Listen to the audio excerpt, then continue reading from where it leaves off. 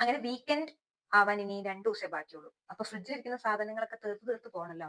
അപ്പൊ നോക്കിയപ്പോ ഒരു മത്തങ്ങ, ഇവിടെ ബട്ടർനട്ട് സ്ക്വാഷ്, ഇത് ഇവിടെ ബാക്കിയുണ്ടാക്കും. ഇത് വെച്ച് എന്തുണ്ടാക്കും എന്ന് ആലോചിച്ചപ്പോ എന്റെ അമ്മ തന്ന ഒരു സജഷനാണ് മത്തങ്ങ പുളിശ്ശേരി ഉണ്ടാക്കാന്ന്. അപ്പൊ മത്തങ്ങ പുളിശ്ശേരി ഉണ്ടാക്കാൻ നമുക്ക് ഉണ്ടാക്കാൻ കുഞ്ചു. അപ്പൊ മത്തങ്ങ പുളിശ്ശേരി ആയതുകൊണ്ട് മത്തങ്ങ വേവിക്കാൻ വെക്കണം.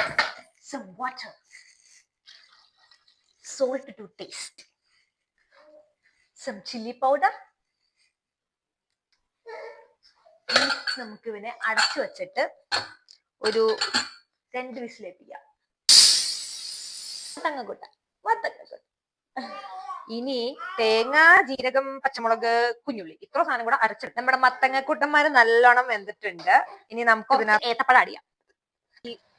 നമുക്കിനി ഇതും കൂടെ അതിനകത്തോട്ട് ആഡ് ചെയ്ത് കൊടുക്കാം. അപ്പൊ ഇത് നല്ലോണം തിളച്ചിട്ടുണ്ട്. നമുക്കപ്പൊ ഇതിനകത്തോട്ട് ഞാൻ അടുപ്പ് ഓഫ് ചെയ്തു. എന്നിട്ട് നമുക്ക് തൈര് ഒഴിച്ചു കൊടുക്കാം.